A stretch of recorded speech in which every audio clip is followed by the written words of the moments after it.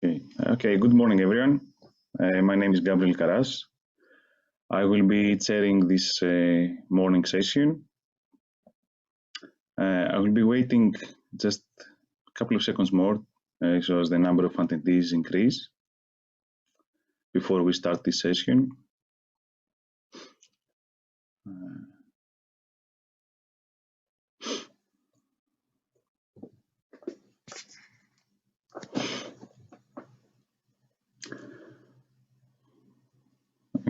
Okay, it looks good to me now. Okay, again, good morning. Just some housekeeping notes.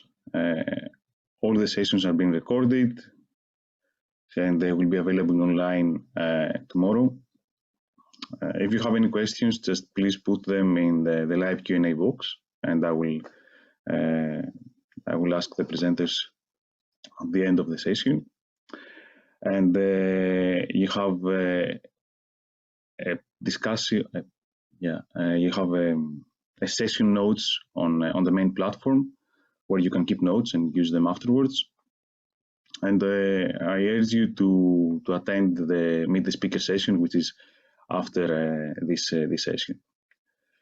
So our first speaker today is Daniel Strasser from Hebrew University of Jerusalem, who's going to talk us about the making and breaking of molecular bonds. So Daniel, if you want to share your screen, please. Welcome. Hi. Thank you, Gabriel. Just a second.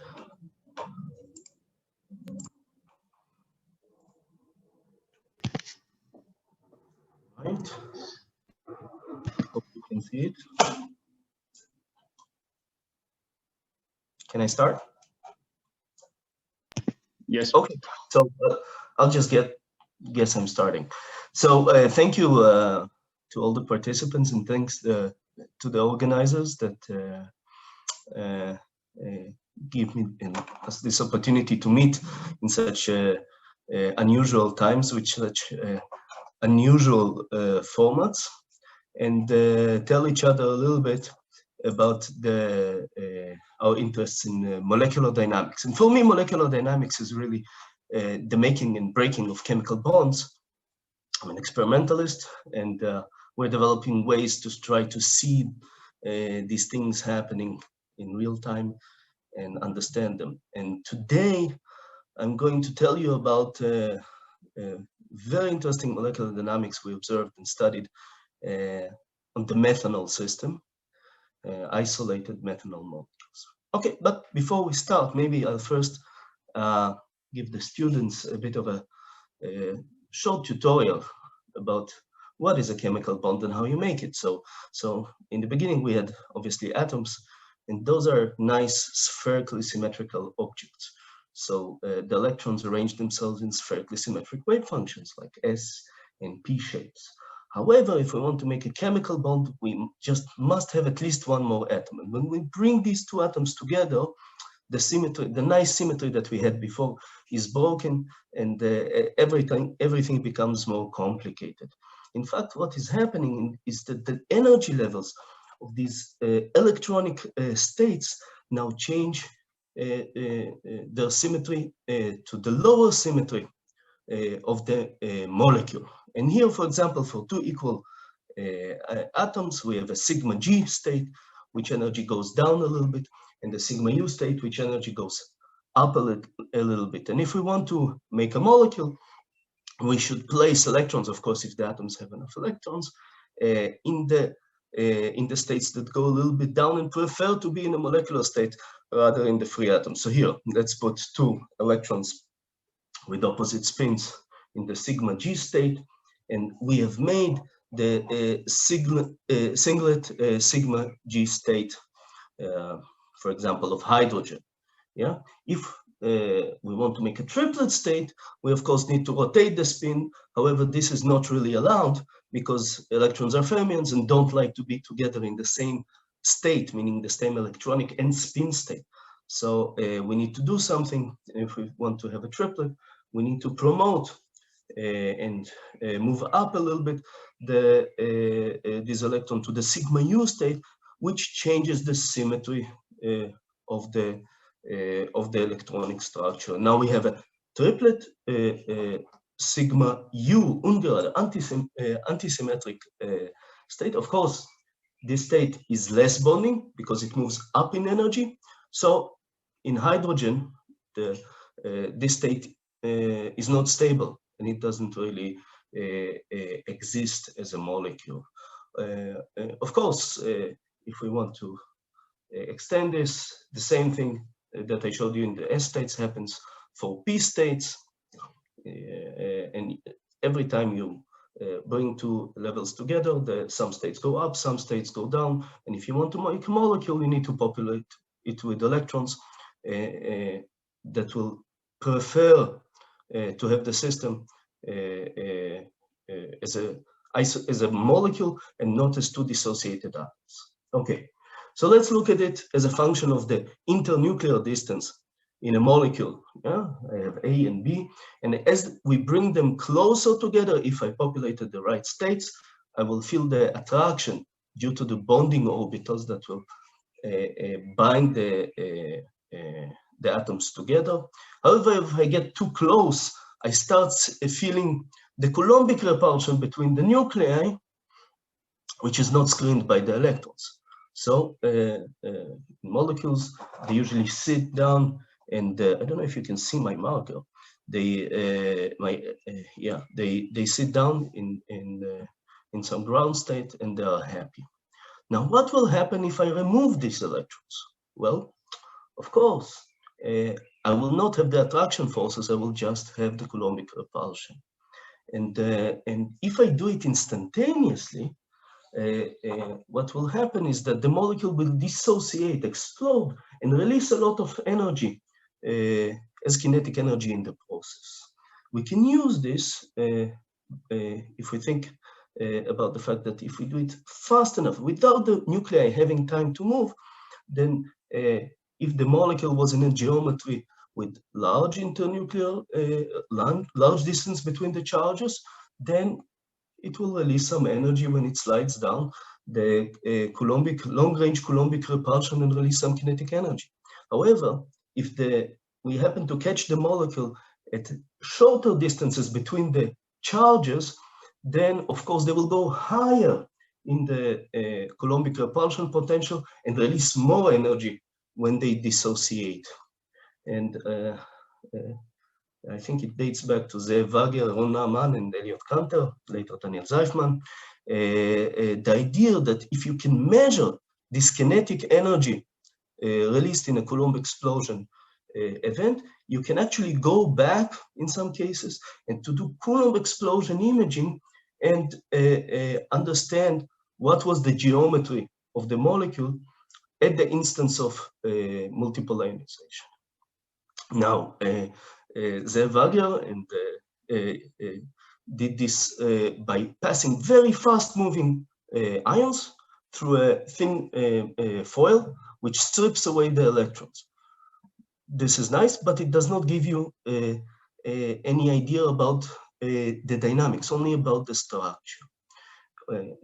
Sure enough, when intense femtolasers became available, people realized that you can multiply ionize molecules, isolated molecules, by absorbing many near-IR photons, which is made possible because the laser is intense. And this, of course, opens the possibility, exciting possibilities, of doing time-resolved Coulomb explosion imaging and looking at the molecular structure as it changes during the making or a breaking of a chemical bond. Now, unfortunately, life is not so simple. And when you irradiate a molecule with a very intense laser pulse, you can multiply ionize it. It's quite easy. Unfortunately, it doesn't happen exactly instantaneously. Molecules in intense field gain energy, and they can move to the geometry where they like to absorb many photons. For example, by first ionizing one electron, dissociating a little bit, moving, and then absorbing the rest of the photons from the ultra fast but not infinitely short laser pulse, which results in a Coulomb explosion in a different geometry than the one that we wanted to probe. So some few years back, I learned about the work of John Elland that studied and showed me that you can do multiple ionization with a single photon, of course, provided that the photon has high enough energy. And it turns out from the threshold laws that he found out in his work that if you have more than 35 eV photon energy per photon, you can readily at least doubly ionize any isolated molecular system. And this is very exciting because with high order harmonic generation of free electron lasers, we can produce ultra-fast extreme UV or EUV pulses that give us the ability to instantaneously, in a defined moment in time, multiply ionize isolated molecules and try to do Coulomb explosion imaging as a function of time. Okay, but let's think a little bit more. Where we remove the electrons and the system explode. But what happened to the electrons? What about their spin? When you absorb one photon, it does change the total symmetry from gerade to ungerade or vice versa. If the system is has inversion symmetry. However, the photon cannot change the spin of the system, so the spin is fixed. And now when we look at the system of these two electrons that dissociate, we can realize that if they were in the gerade state, in the singlet gerade state, then also when they dissociate, when the electrons are ejected, they will be ejected with a opposite spin, in a correlated opposite spin. If, however, the electrons are in the sigma U state, in the ungerade state, then when they dissociate, the electrons will keep their spin correlation, and they will dissociate it with both spins pointing in the same direction. So what we can understand from this is that inversion symmetry can give us propensity rules for electron spin correlations. And this was developed theoretically by Green et al. And also more recently observed experimentally with the synchrotron radiation, looking at ground state, doubly ionized states with single photon double ionization. Okay, but actually, why am I talking about this? I told you that what I'm going to show you is double photoionization of methanol. So this obviously has no inversion symmetry. So one would not a priori expect to have some selection rules for the spin. The two electrons can be, in principle, ejected with their spins pointing in the same direction, or counter correlation in a triplet or a singlet state. So we wouldn't expect to have some selection there. What else can we say about this process? It would be very interesting to know which orbitals will be ionized, or in other words, where would the electrons come out of? It will be interesting to know which bonds will we break. Now, it's not a simple diatomic. We can break it's a real molecule, not H2. So you can break the OH or break the CO or CH bonds. And I'm an experimentalist, so what I say is let's measure and find out.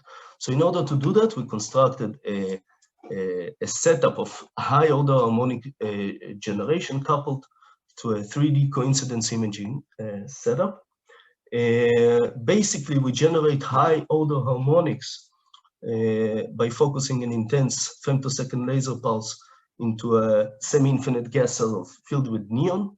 This produces photons with energies up to 100 electron volts per photon. This radiation continues in the direction of the fundamental near IR and is directed towards a molecular beam of our choice.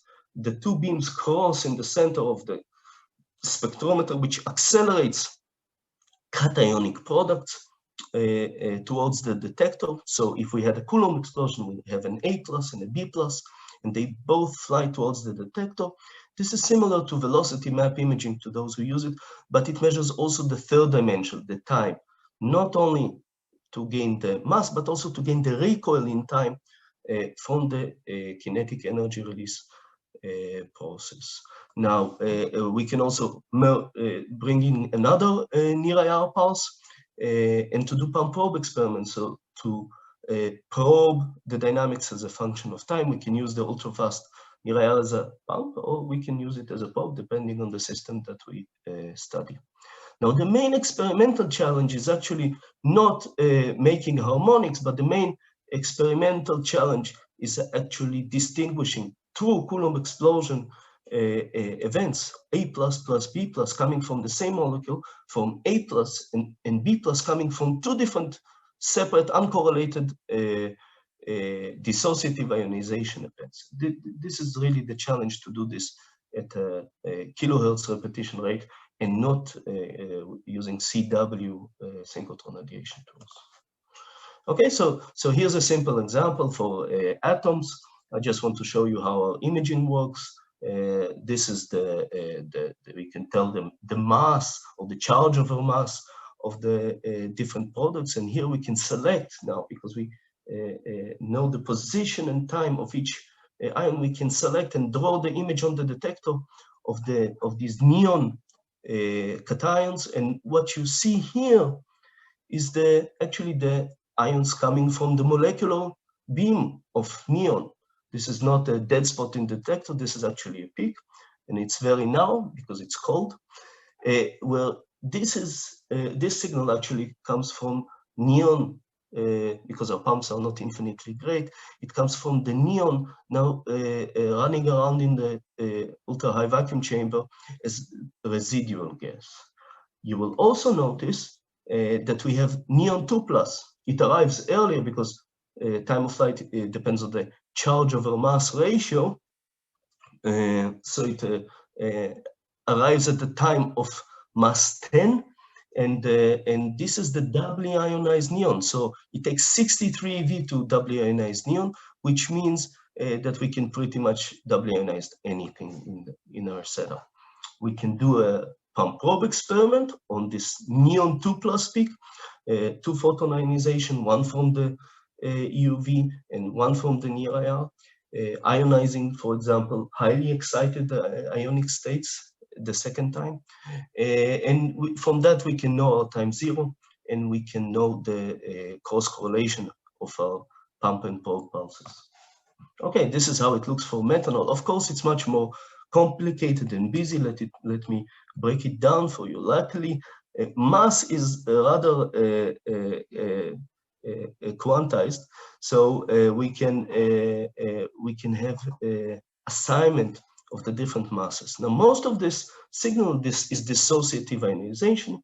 Nevertheless, we can pick specific ion peaks, ion masses, and look how they appear on the detector. So, for example, if we take the CH3+ fragments, this is their image. The nice narrow spot is now broadened by the kinetic energy release in the dissociation. The same, we see the same. Here, we see the same if we select the OH+ fragment, yeah, corresponding to breaking two different ways of breaking the CO bond. Now, most of this signal is dissociative ionization, but somewhere underneath this signal, we have a small amount of real Coulomb explosion events in which the methyl and OH+ cations are correlated.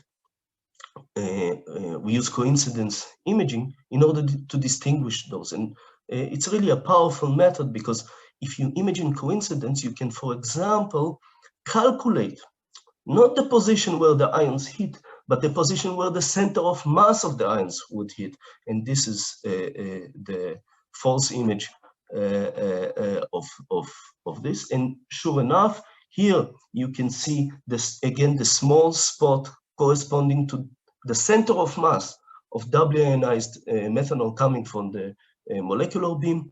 And here in the background, you can see the random coincidence, the uncorrelated momenta of two separate dissociative ionization events of two different molecules. If we now select, cut out from the data, only those events that we know are coming from a single molecule, we can retrieve this image, which shows the high kinetic energy release. And yes, this image is on the same scale as the other ones. It was just buried underneath the huge background of dissociative ionization. Fortunately, in all the systems that we study, double ionization is relatively, single photon double ionization is relatively efficient when you go up in photon energy, and we typically can get more than few percent ion yield coming from double ionization, not from single or dissociative ionization, which is enough to do experiments.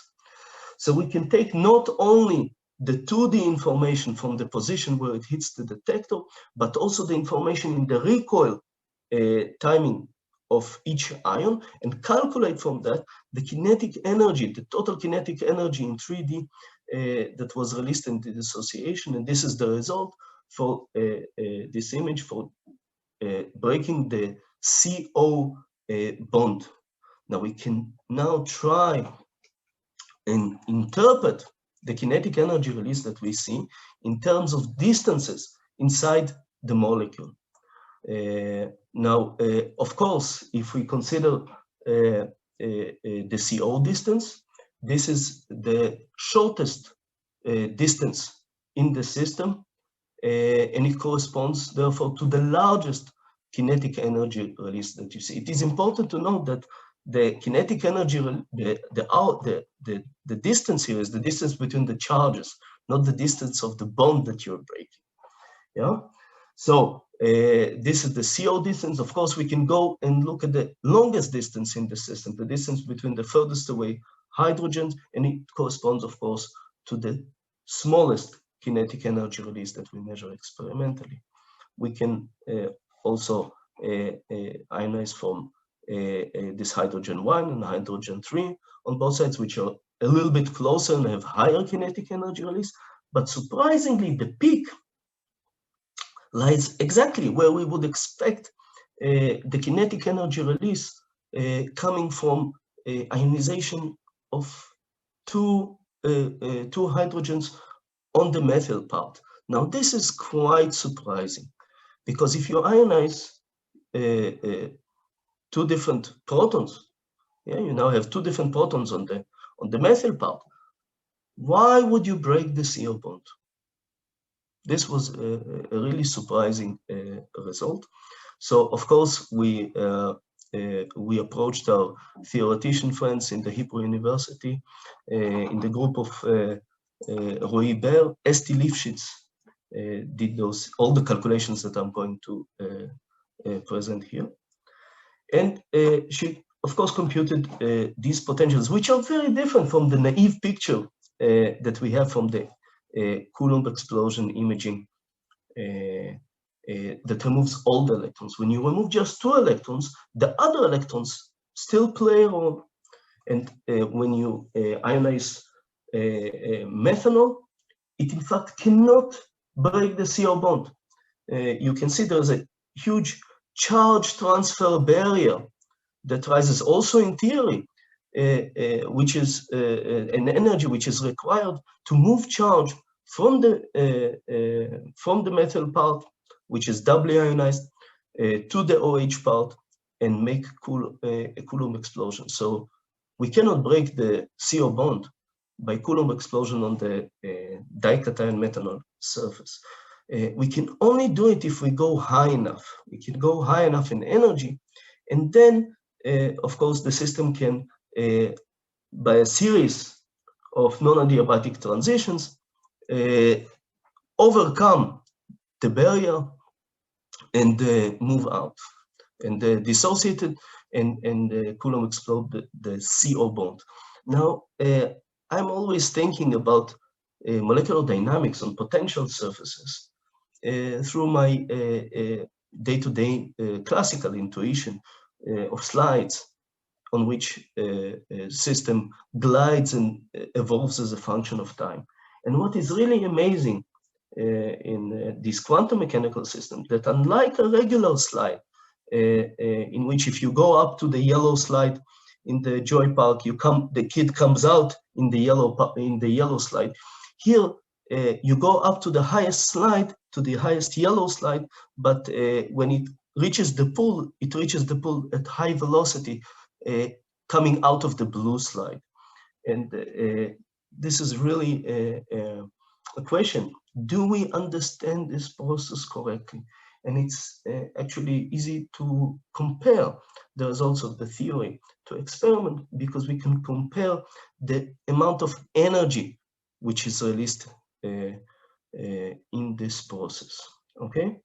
So I asked, of course, Esti to not only show me the potentials, but to simulate the dynamics. And back then in 2017, when we started this project, Esti explained to me this is a coupled multi-reference electronic system. It's a multi-dimensional calculation, so you need to take care of many, many degrees of freedom. And after some initial tests, we did a kind of a back of the envelope estimate that concluded that back then in 2017, it would take us 3 years to complete a single calculation of 200 femtosecond dynamics. This was quite disappointing because it's higher than the student lifetime, so it's really unacceptable. Fortunately, shortly after, Toru Shiozaki gave us his Bagel system, Bagel code for calculating electronic structure really fast, and together with the analytical gradients that are incorporated in this code, this was really a breakthrough for us, because we could actually calculate this type of dynamics on the CAS-PT2 level. Okay, what did this come in? No? No? Okay. So here's an example of the CO bond cleavage simulation. Here on the left, you can see really fast cleavage prompt dissociation through this series of non-adiabatic transitions. However, on the right, you can see that you can transfer charge in a different way. You can actually transfer charge by moving a proton from the metal part to form a water cation. And this was really nice, because we observed this not only in the theory, but also in the experiment. And here we can compare the kinetic energy releases for the two CO breaking mechanisms. On the left, the electron transfer mechanism, and on the right, the proton migration mechanism for breaking the CO bond. You can see that the theory in black and the experiment in blue have the same kinetic energy, but not exactly the same height. One would think that you can rescale this to make the figure look better. However, we did not do it, because what we showed is not the shape, but the actual branching ratio, comparing the actual branching ratio of the outcome of dynamics on the seven lowest states of the dication to the experimental branching ratio of each channel. And you can see that the theory successfully calculates not only the kinetic energy release, but also the probability of this process to occur. And I want to draw your attention to the order of magnitude difference between the electron transfer and the proton transfer mechanism, which are correctly computed by the theory. Now, I didn't mention, but this was computed on the 7 lowest states of the singlet manifold of the dication. However, we predicted at that time that similar CO cleavage dynamics would be observed for the triplet states. Now, what happens below the charge transfer barrier? Well, we cannot break the CO bond, so something else must happen. And interestingly, every time you ionize, make a plasma of alcohols, hydrocarbons with oxygen and carbon in them, and hydrogens, you observe a surprising ion that Hans Smith, since my PhD, called H3+. You can see that it's quite difficult to imagine. How would you make H3+ out of the methanol system? You would need to do something very complicated. You need to break 3 CH bonds, for example, and to make this triangular shaped cation. In 2008, Bandrock and his co-worker proposed a roaming H2 mechanism for this type of formation, and they proposed that it actually happens on the dication state. Basically, instead of Coulomb exploding, the system ejects a neutral H2, and which does not dissociate completely, but moves around until it reaches the third proton, captures it, and runs away with it. I will show you now a simulation of this type of dynamics on the ground state. Okay, we start the simulation, and here on the singlet state, you can see the H2 forming, and then the H3+ rapidly formed and dissociated. However, if we look at the triplet state dynamics, we can see that nothing like that is happening, and the system continues to be stable for picosecond on the picosecond time step, maybe metastable. Okay, so this was very interesting because previous studies with ultra-fast laser pulses, intense laser pulses, using multi-photon double ionization to initiate the dication on the methanol state of the methanol, showed a wide range of times for the formation of H3+. First, in 2006, the group of Yamanouchi in Japan concluded that H3+ formation must take more than a picosecond, as the signal that they observed in velocity map imaging was completely depolarized, as opposed to other products of intense field multiple ionization. Why is it not? Okay. In 2017, the group of Marcus Dantus in the States concluded that it's actually ultra fast, and it should take about 100 femtoseconds to make H3+, because of time resolved rise times that they observed in the H3+ signal. However, soon after, the group of Yamanouchi performed also time resolved experiments, and that exhibited beating frequencies, which they assigned actually to a sequential double ionization. So first forming the methanol single ionized cation, and only then ionizing again. Furthermore, very recent work from Kansas State, actually, I think, showed that you can control H3+ production from methanol by doing strong field manipulation and actually changing the mechanism with which you form H3+. So of course, we were very eager to compare our studies and to see if we can see something else with single photon double ionization. You can see here the comparison of the kinetic energy release and the branching ratio between the theory and the experiment, and you can see that the theory on the singlet state that describes the observed dynamics very well. In fact, it's difficult to see here, but we see a slightly lower kinetic energy release than in the cleavage of the CO bond, both in the theory and in the experiment.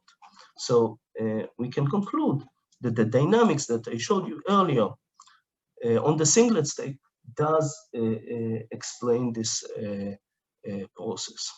Of course, it can happen not only on the ground state. H3 plus formation can occur on all the states until you go above the charge transfer barrier. Where you go above the charge transfer barrier, of course, you can break the CO bond, and you can also do more and more and more, increasingly more, three-body fragmentation. Yeah. So this theoretical prediction gave us the idea that if we come with the time-delayed probe pulse, we will be able to excite the system even more, suppress H3 plus formation, and promote three-body processes. So this is the experimental data. You can see that this is the branching ratio of the H3 plus formation channel, and with the most prominent window at short times, with a lifetime of about 70 femtoseconds, during which you can suppress H3 plus formation by the time delayed near IR pulse. This is correlated with the rise of the three-body breaking as predicted by the theory. We can also compare the time it takes in the computation to form H3 plus. We cannot explicitly include the interaction with the near IR pulse. However, we can find the time at which the H3 plus was formed, and to convolute the window between time 0 and that time with the experimental resolution. The result is this blue curve, which is really comparable to what we see in the experiment. So really, I would conclude that the singlet manifold dynamics that we performed reproduce well the H3 plus formation as they occur in nature. So to summarize this, wait a minute, how does this go? Yeah, so here's a little bit longer movie where you see clearly the H2 forming, and then at this time you can, no, sorry, this is embarrassing. Yeah, you can see the proton transfer and the formation of H3 plus. By looking at the velocity, the relative velocity of the H3 plus with respect to the rest of the molecule, we can actually tell when exactly this process occurs. And by looking at the end of this process, we can also deduce the kinetic energy release. So this is a rather long dynamics, which is typical of roaming mechanisms. However, we need to understand why it is so short. Why is it not allowed to take more to generate H3 plus? And the reason is because it directly competes with a different process. Here you can see a neutral H2 that separated, and oh, again, this is very strange. Sorry. My apologies. Here, a neutral H2 which separated, but at long distances, instead of coming back and taking away a proton, it threw an electron at the HCOH dication, made an electron transfer, and produced H2 plus. And this competing process actually quenches this roaming H2 dynamics, and therefore, if you don't make H3 plus within a 70 or 100 femtosecond time, you will not be able to do it because you will transfer an electron and form H2 plus instead. Here you can see maybe another short movie showing that really sometimes H3 plus really competes with the inverse harpooning. You can see the neutral molecule going far away and then coming back, having not transferred an electron, capturing a proton and running away with it. Okay, so this was the singlet state dynamics. How about the triplet dication? Well, if you look at the Frank Condon region, basically the geometry of the neutral methanol molecule. The triplet is actually the ground state of the dication system. It lies slightly below. If you look in the direction of breaking the CO bond, you will see that the triplet, similar to the singlet that I described earlier, has a similar charge transfer barrier towards breaking the CO bond. However, if you look in the other direction and try to make H3+, you will see that as opposed to the singlet, which has a nice barrierless path through the roaming H2 mechanism to form H3+ and H2+, the dynamics of the triplet are limited. You will remember that there is no stable triplet H2, right? It's a dissociative state lying high in energy. So you cannot make the triplet H2. And it turns out also that the HCOH dication triplet is also very high in energy. Therefore, any triplet states that we will form will be trapped and they will be metastable. And of course, the experimental question is, can we detect those metastables? This is not easy because if you remember, we detect the charge over mass. So the metastable dication state will appear to be at mass 16, which is the same as oxygen. Nevertheless, imaging has a solution. So here's the momentum image of the detector showing the methanol parent cation, mass 32. And if you can see, you can see here the signal coming from the molecular beam, and you can see here the signal from the residual gas. If we now look at the half of the mass and mass 16, you will see a much higher kinetic energy release, and understand that this is probably coming from dissociative ionization and O+. But we can actually do background subtraction of the area where the molecular beam signal, undissociated molecule, are expected to be to the nearby regions, and conclude that there is very little mass 16. Yeah, so all of this O+ system is reduced to this small peak. Nevertheless, we can ask, is it really the doubly ionized metastable methanol dication, or are these slow O+ atoms, similar to these OH atoms that we observe here? And we can test this also. We can simply deuterate one of the hydrogens, and now you can see the dynamics is the same, only now instead of looking at mass 16, we're looking at mass 16.5. We can see clearly at mass 16 the O+ slow O+ ion signal, and at mass 16.5 we can see that are basically no metastable triplet states within the experimental resolution. Interestingly, you can see that there is also very little or none of OH+ as we deuterated the hydrogen on the hydroxyl side, and there's very little hydrogen scrambling in this type of dynamics. Okay, so we can take the theoretical prediction saying that H3+ is formed only on the with different probabilities on the singlet states, and the different and not on the triplet states, and compare it with the prediction for the metastable dication occurring only on the triplet states dynamics, and compare it to the experimental ratio between the observed H3+ and the metastable limit, which is observed to be very, very, very low. And our conclusion is that the singlet to triplet ratio is enhanced by at least 3 orders of magnitude with respect to the 1-to-3 ratio one would expect from completely uncorrelated dissociation. Okay, so I'm close to ending. So total spin is of course conserved.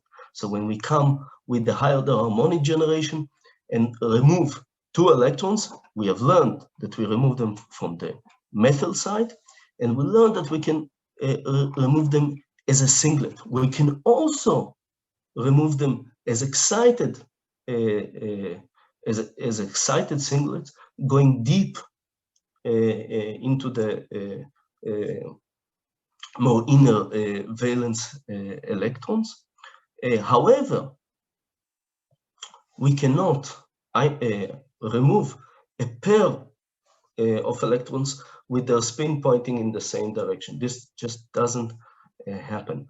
I cannot offer an explanation. I'm willing to hear speculation about or future work about why that would be the case, even though the system has no inversion symmetry and there are no special selection rules known to prevent formation of triplets in single photon double ionization. Of course, single photon double ionization is driven by electron correlation, so maybe we should not be surprised that we see something interesting there. One other question that I leave to my fellow experimentalists is, how about multi-photon double ionization? It would be very interesting to find out if this occurs also in other systems. We also investigate other alcohol systems. We find very interesting dynamics that produce H3+ also in other systems, as well as H2O+. And recently we found a nice system that even makes H3O+, basically moving two hydrogens over to the oxygen, making the hydronium ion. Okay, so I will, do I still have time? Chair, Gabriel? Not really. Not really. So I will finish with this. Okay, thank you, Daniel. I think we have time for one question. Valerie Blanchet asks, what is the event rate or the acquisition time of the methyl and the hydroxyl?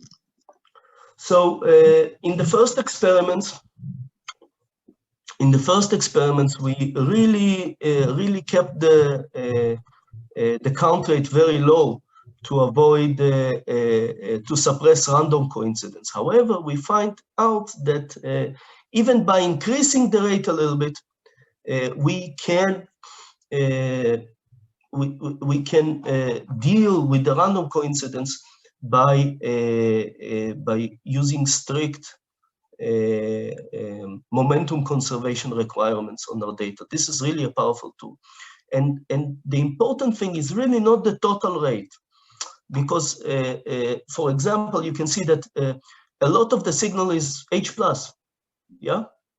And we simply don't care about it when we're looking at it. It doesn't affect our measurement when we're looking at correlations of the CH3+ and OH+.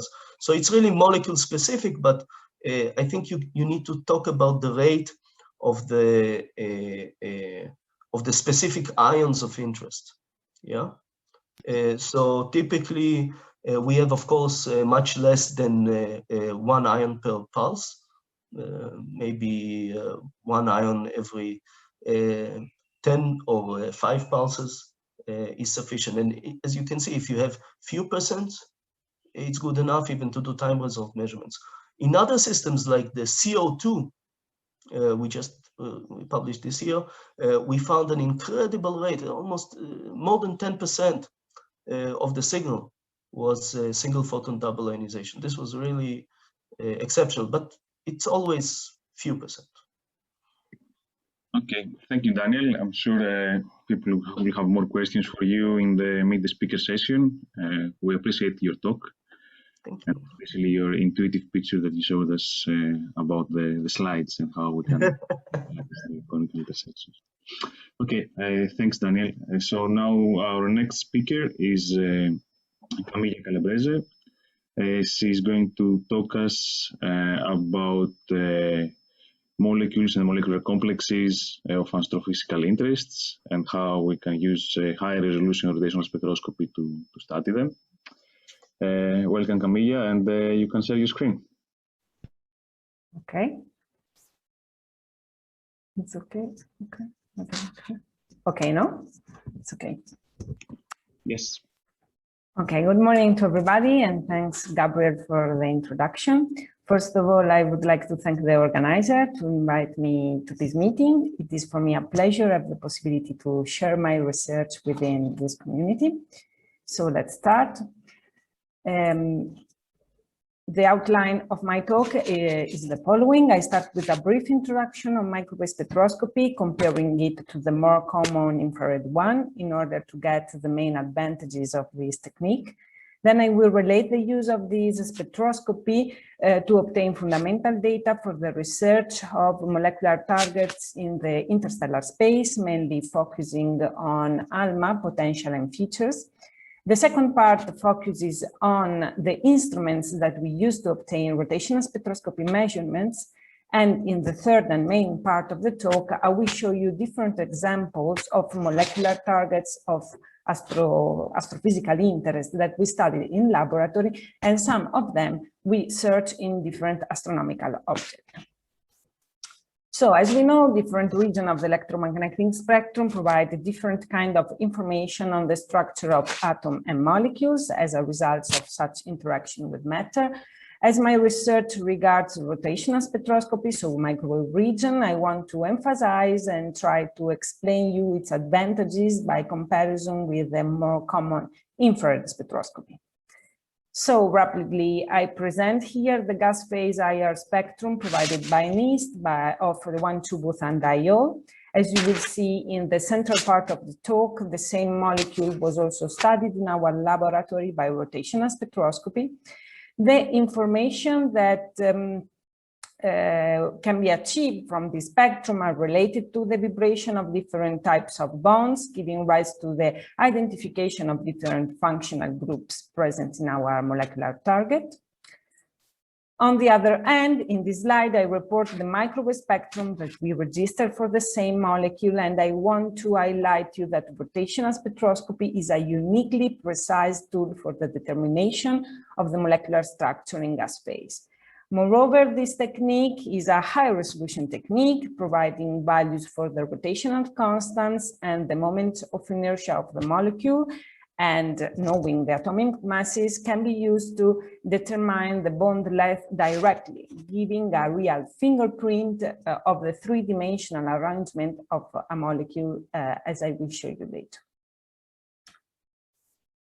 So laboratory data from centimeter to sub-millimeter wavelength, the ones obtained by rotational spectroscopy experiments, are necessary for the unique identification of the molecules in astronomical observations or surveys. Actually, the number of detected COM is increasing year by year, and this leads to extend the laboratory studies in order to attempt new searches. But the chance to detect molecules with an increasing large number of atoms goes hand in hand with the complexity of their conformational equilibria, often associated with large amplitude motions that need to be analyzed in laboratory before taking on an astronomical search. Recently, high sensitivity observations performed by the Atacama Large Millimeter Array open up new opportunities to reveal the chemical complexity of solar system analogs and represent a challenge for the astrochemistry community. ALMA covers the following bands corresponding to different frequency regions. In particular, we can directly measure in parts of these ranges, providing accurate frequency data required for the COM searching. But going inside to the ALMA world is not so straightforward. So in some of our works, the ALMA Regional Center of Bologna helped us handle with ALMA data.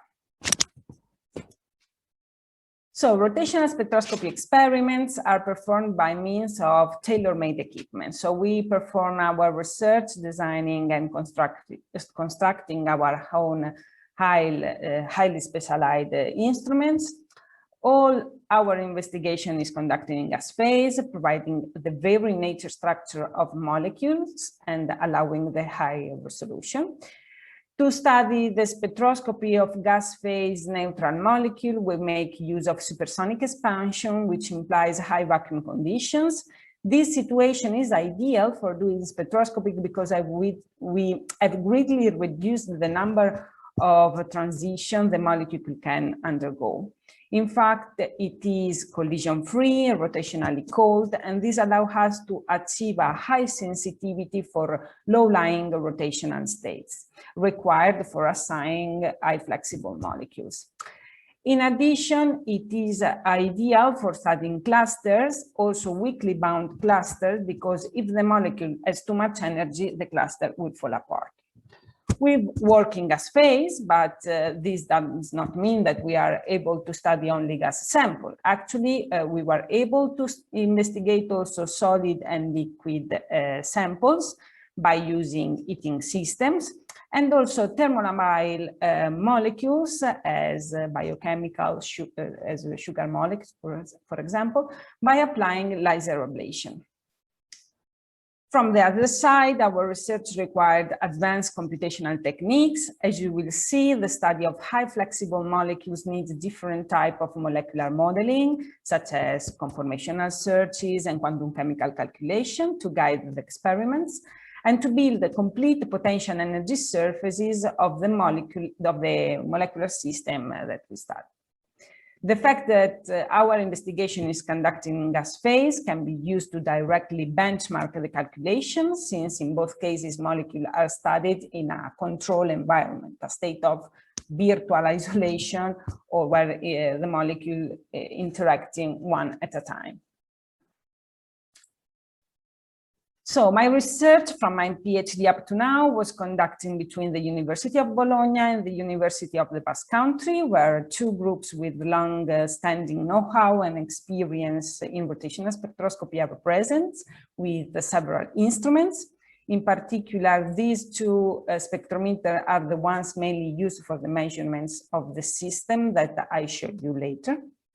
So, this is the millimeter wave Stark modulated free jet absorption spectrometer placed in Professor Melandri and Mari's lab in Bologna. It works in free jet expansion, that is, as I said, collision free, rotationally cold, and this allows us to achieve a high sensitivity for the low-lying rotational states required for assigning high flexible molecules.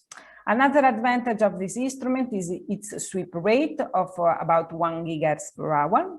Offshore, compared to the new class of spectrometer, the sensibility and the resolution are not so competitive. Anyway, we can study molecules in the millimeter frequency range and also complexes with water, methanol, and so on. This is the free space cell absorption spectrometer placed in Professor Luca Dore lab, always in Bologna. It is a static gas phase experiment that can provide also the analysis of ions or radical species thanks to a discharge cell. With this instrument, it is possible to measure up to terahertz, the frequency region suitable for the lighter species with a very high resolution. One of the spectrometers present in the spectroscopy group of the University of the Basque Country is a molecular beam Fourier transform microwave spectrometer coupled to a laser ablation system to vaporize thermolabile molecule, as I show you later an example of a sugar. This spectrometer works with a pulse supersonic jet, and once the molecule were excited, we collect their free induction decay in the time domain, and then applying a Fourier transform, we obtain the spectrum in the frequency domain in the centimeter range with a very, very high resolution, a subdoppler resolution. And the last spectrometer that I show you that represents the state-of-the-art in rotational spectroscopy field and instrumentation is the chirp pulse Fourier transform microwave spectrometer. As I show you in this video, the operation is similar to the previous one, but the main advantages of this instrument is the broad bandwidth that allows us to collect all the frequency range in one shot. And together with the use of 3 nozzles, we are able to increase a lot the sensitivity and the timing of the experiment. These open to the study of molecules and molecular cluster of greater size. So the first work that I show you regards acrylic acid, the simple unsaturated carboxylic acid.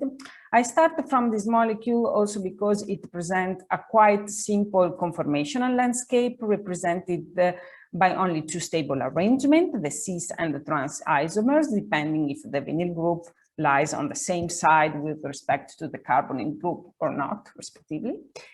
Regarding the importance of acrylic compounds in the astrochemical field, they can be responsible of chain elongation reactions leading to larger molecules, and in particular, a possible formation pathway of acrylic acid in interstellar ices containing methane and carbon dioxide could be the following that I show you as supposed in our last publication about this molecule.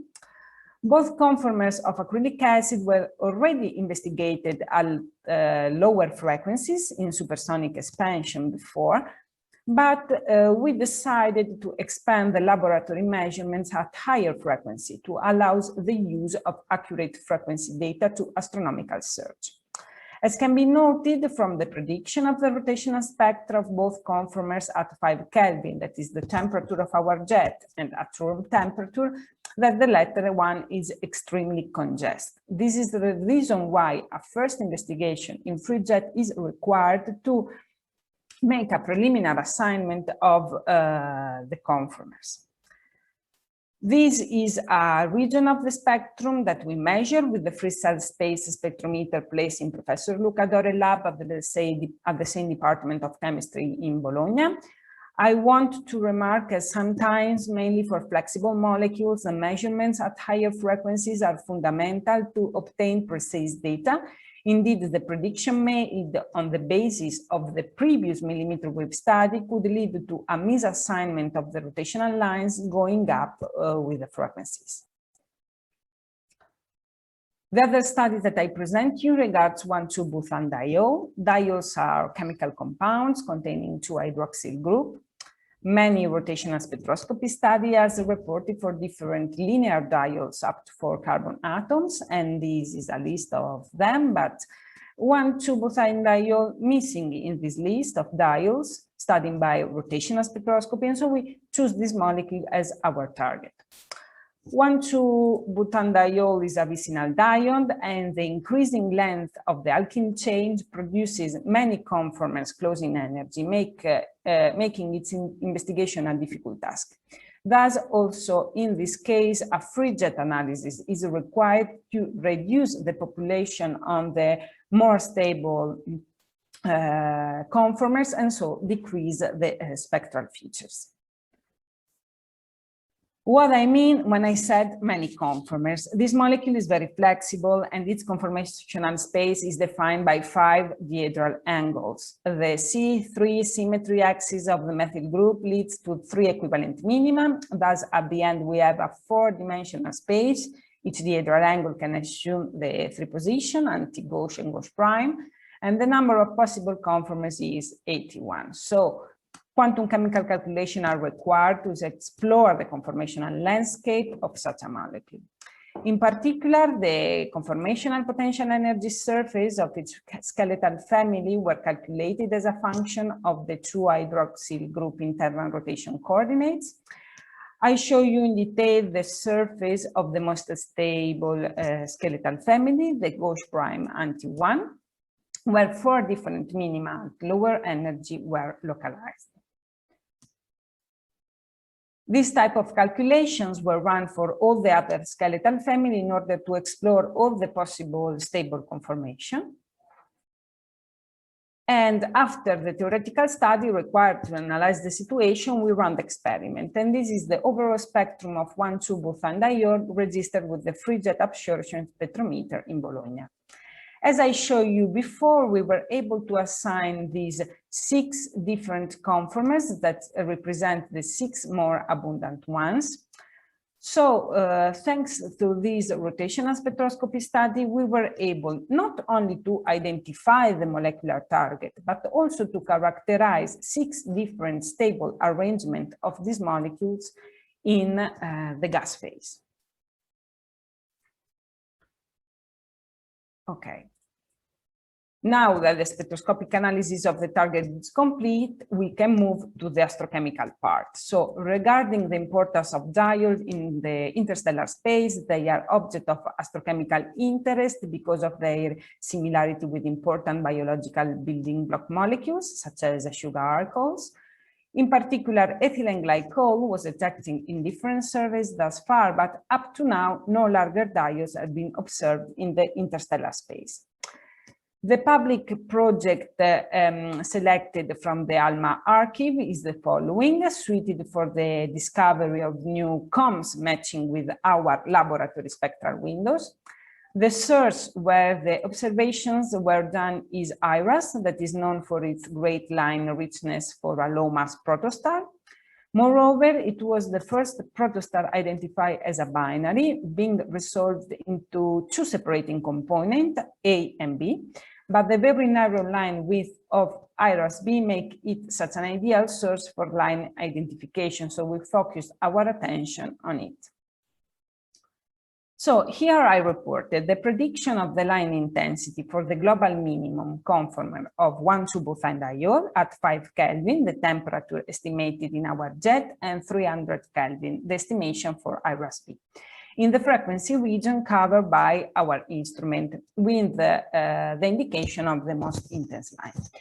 As we fitted line up to 100 gigahertz, these predictions are reliable. So an issue regards working with public ALMA data is the necessity to match the spectral windows of the selected project with the most intense transition of our molecular target, since the complete unbiased line service is not available yet. So these are the spectral window available for band 3 of this project, and in particular, we can see that luckily in one of them falls a characteristic and quite intense quartet of lines of our global minimum.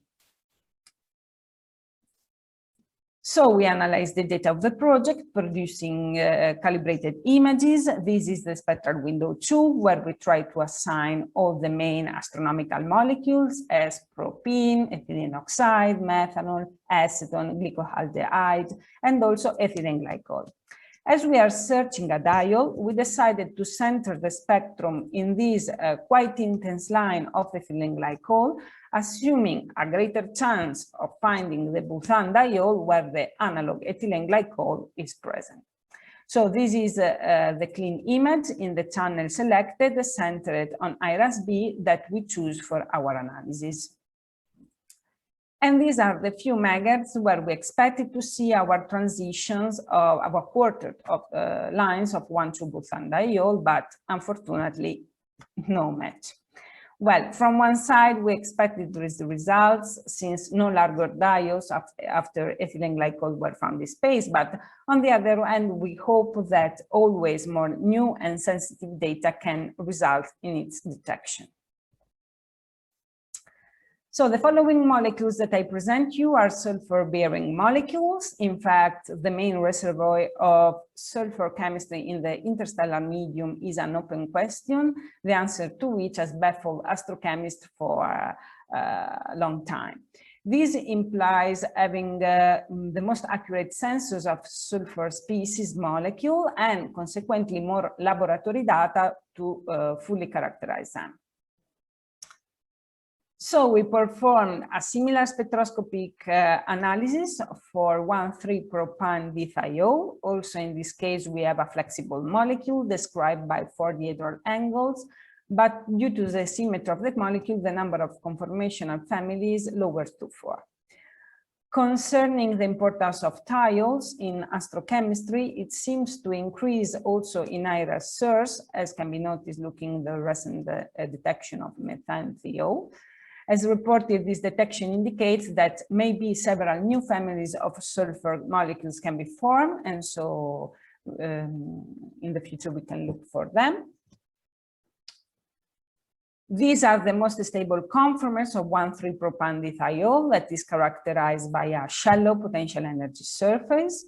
And also in this case, we run the experiment, and these are the 5 conformers that we experimentally observed in the recorded spectrum in Bologna. The other sulfur-bearing molecule that we studied is the thioacetamide. From the rotational point of view, it is a planar molecule with a specific rotational transitions pattern due to the presence of hyperfine splitting caused by the methyl internal rotation and the nitrogen quadrupole. So we were able to fit all these splittings, giving real accurate data. And these are portion of the register spectrum always in Bologna.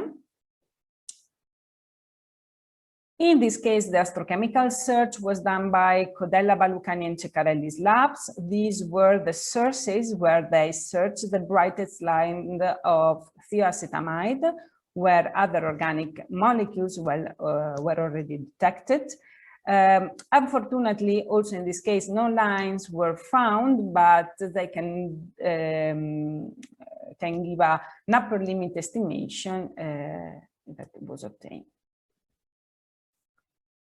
Another interesting example of molecule of astrochemical interest is erythrulose. It is a 4-carbon monosaccharide, thermolabile, difficult to vaporize, also due to its high hygroscopicity.